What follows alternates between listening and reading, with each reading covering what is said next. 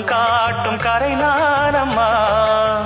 வெக்கமா சொர்க்கமா விட்டு விட்டு செல்லுமா, பக்கமா வந்துதான் மொத்தமா பழந்தருமா. நான் ஈடு ஈடுக்க மத்தளங்கள் சத்தமிட, ராசாதி ராசா தொடுத்த மாலதான், இந்த ராசாத்தி தோளில் முடிச்ச மாலதான்.